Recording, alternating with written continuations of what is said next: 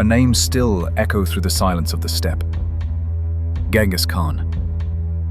From lands forged by sandstorms, the greatest storm of history was born.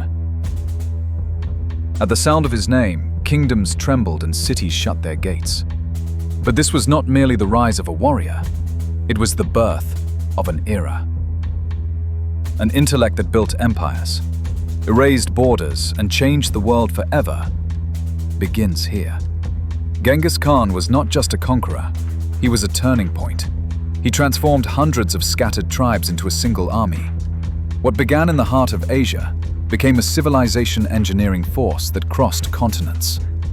With iron will, systematic intellect, and fearless determination, he reshaped world history. He was one of the rare leaders who forged order from chaos and allies from enemies.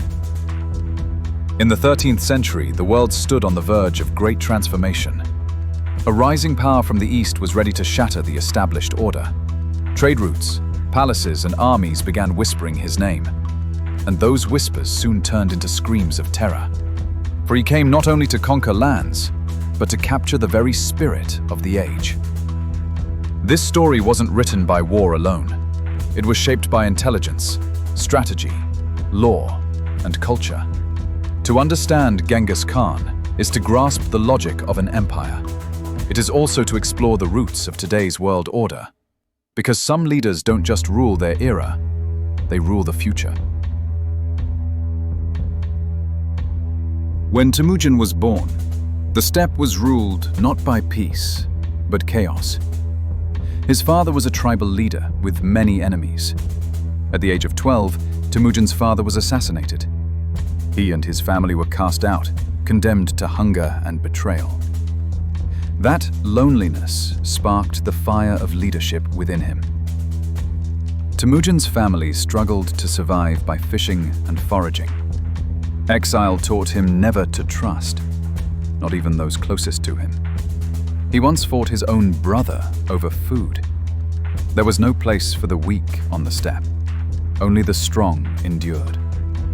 These harsh lessons fed the warrior within him. A tribal chief he trusted tricked Tamujin and took him captive.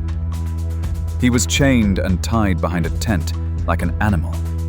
But he broke those chains not with strength, but with sheer will. It was his first escape, but not his last. That moment of freedom would one day lead thousands to follow him.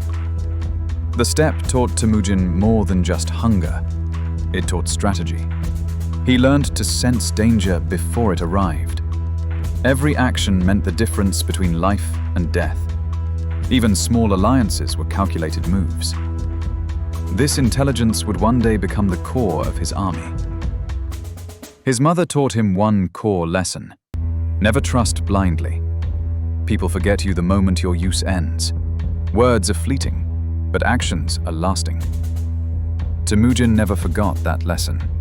He built his leadership on this painful truth. He was no longer a lonely boy, but a storm growing in silence. Betrayal, hunger, and fear had shaped him. The steppe took his fear and gave him an iron will. Now, all that remained was to shake the world when the time came. Tamujin was on the verge of becoming Genghis Khan. Temujin's power came not just from courage, but from system. He abandoned tribal skirmishes and built a disciplined army. His soldiers spoke only when commanded and fought without retreat. A structured hierarchy, down to units of 10, perfected his command. While his enemies played tribal games, he moved with imperial order. The Mongol Army moved with lightning speed, covering up to 100 kilometers in a day. This mobility gave them a critical edge over their enemies. They carried light gear, like merchants, meeting their needs on the move. For them, time was the deadliest weapon. Before the enemy could prepare, the Mongols had already set up camp. They were not just strong, they were clever. Their fake retreat tactic lured enemies into deadly traps. Retreating units drew in foes, only to be ambushed by hidden forces. This maneuver worked repeatedly, crushing massive armies. Genghis Khan played war like a game of chess. Genghis Khan's army also excelled in communication. With flags, smoke, and sound signals, they could transmit messages for miles. Couriers delivered commands across battlefields within hours. This speed allowed real-time tactical decisions. By mastering time, the Mongols mastered warfare. Every soldier knew exactly what to do before battle began. Commanders rehearsed plans repeatedly on maps. When war broke out, silence prevailed. Everyone knew their task. That order replaced panic with confidence.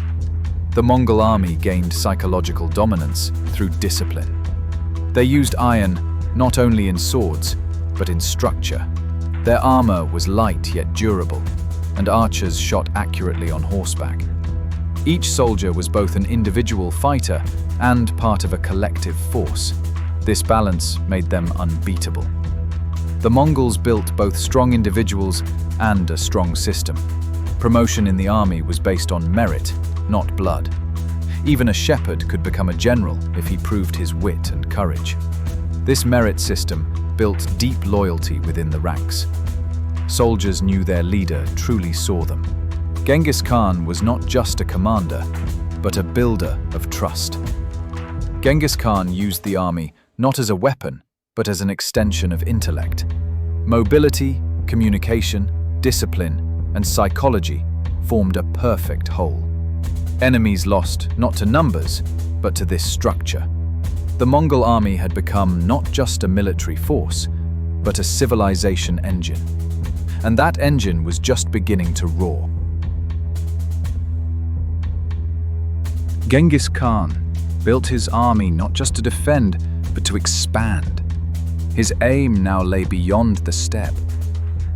He turned his first grand gaze toward China, a land of wealth, knowledge, and threat. This time he sought not loot, but dominance, and Genghis was preparing, patiently, to tear down walls that stood for centuries. The Chinese campaign was not only military, it was logistical genius. The Mongol army crossed rivers, passed valleys, and endured harsh winters. Every soldier knew their task. Communication and supply were flawless. Cities fell one by one. Terrified citizens opened their own gates. Genghis Khan had begun to win without fighting. One of Genghis Khan's major targets was the Khwarezmian Empire. They controlled trade routes and threatened Mongol merchants. The execution of a diplomatic envoy made war inevitable. This wasn't just opposing a nation, it challenged the global order. Genghis would now show how merciless he could be when patience ended. The Khwarezm campaign wasn't revenge, it was a strategic eradication. Genghis divided his army into three and attacked from all sides. The move paralyzed the enemy. Cities collapsed without real defense. Bukhara, Samarkand, Urgench all surrendered in sequence. The empire shattered and vanished from maps. Genghis Khan didn't just conquer cities, he reorganized them. He selected scholars and artisans and relocated them to Mongol lands. Human capital was used not by force, but by design.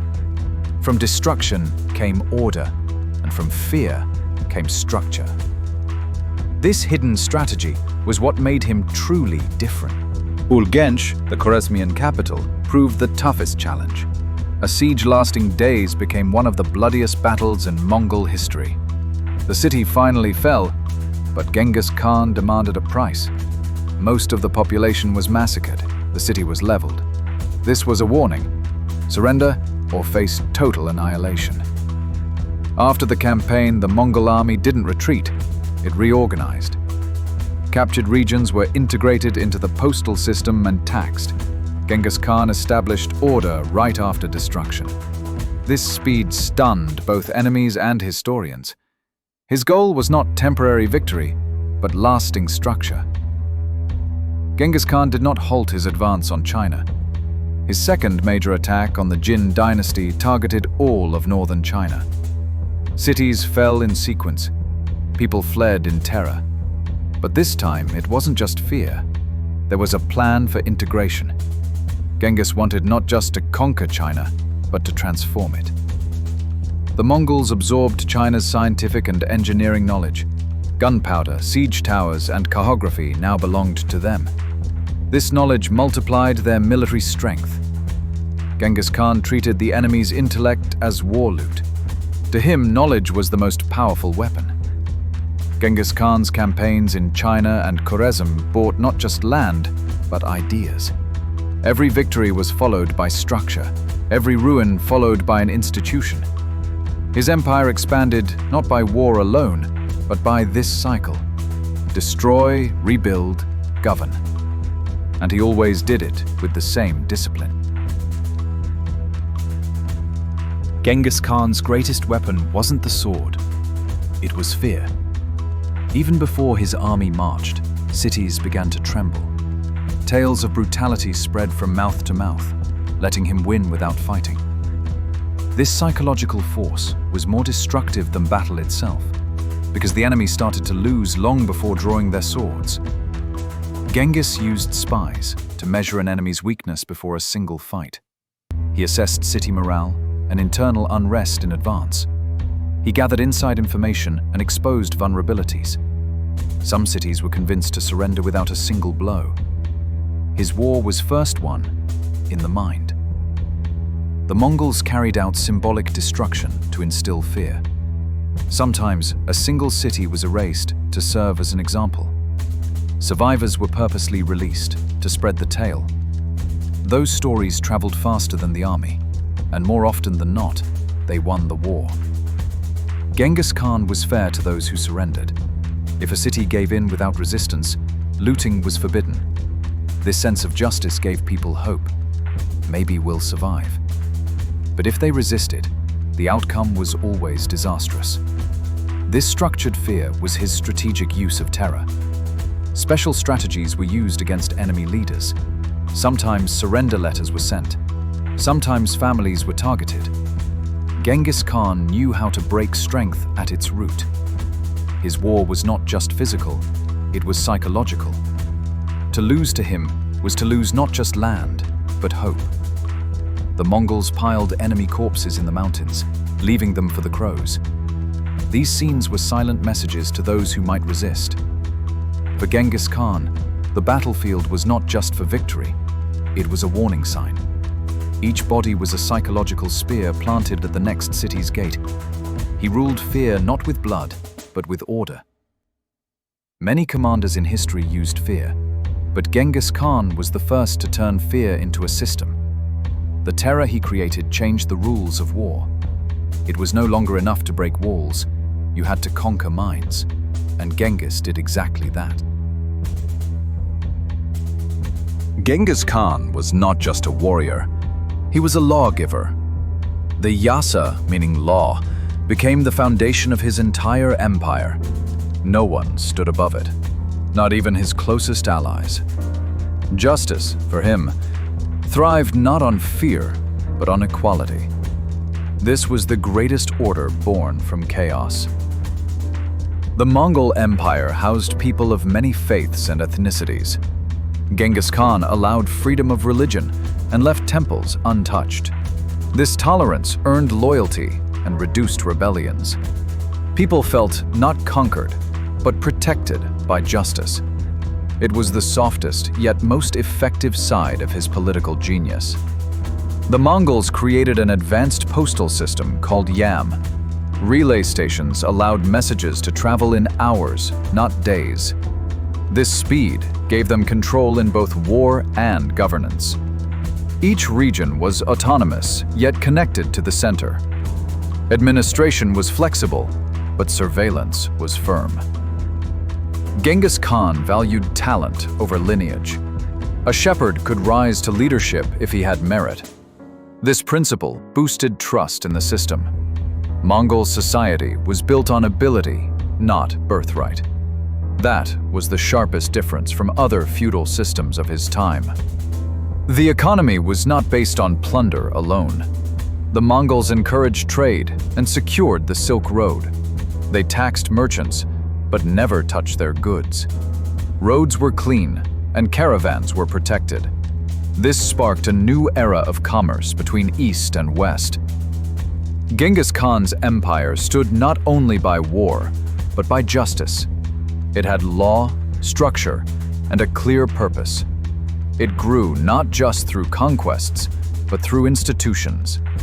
Even after it collapsed, its influence remained for centuries. Because true power wasn't the army, it was the idea. In 1227, Genghis Khan died. But his death was not an end, it was a new beginning. He was buried according to his will, and his tomb was never found. Those along the path of his body were silenced forever. He shook the world in life, and ruled it in mystery after death. After Genghis Khan's death, the empire didn't collapse, it kept expanding.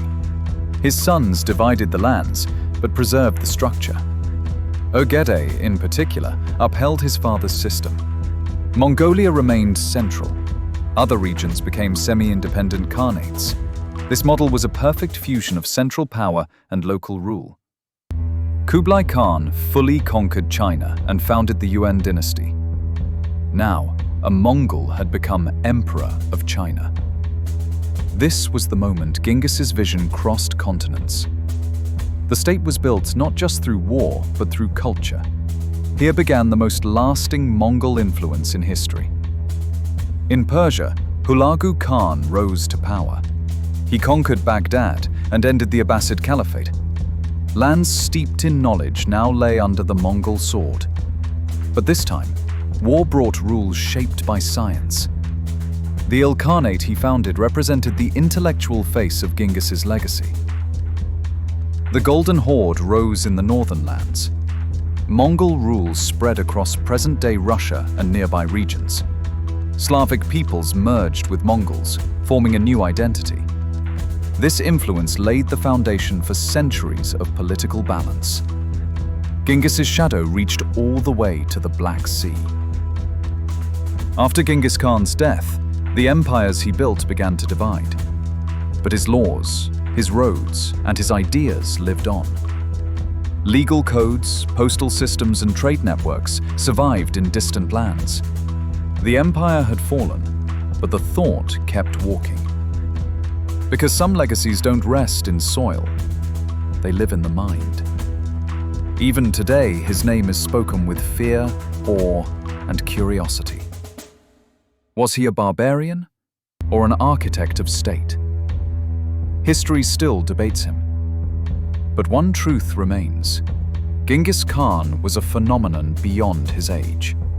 He is long gone, but no one has managed to erase his trace. Genghis Khan remains one of history's most debated names.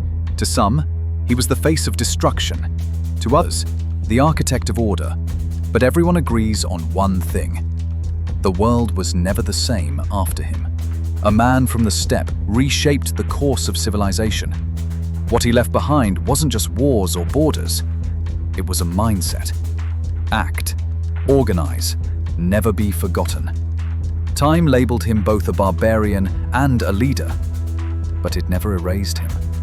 Because history doesn't carry names, it carries impact. Today, we shouldn't judge Genghis Khan, we should understand him. How did he think, rule, terrify, and live? Perhaps these questions illuminate not the past, but the present. Because history isn't just what happened, it's what's coming. And some voices never truly go silent. If this story made you feel something, subscribe, like the video, and tell us in the comments, was Genghis Khan a genius or a master of destruction?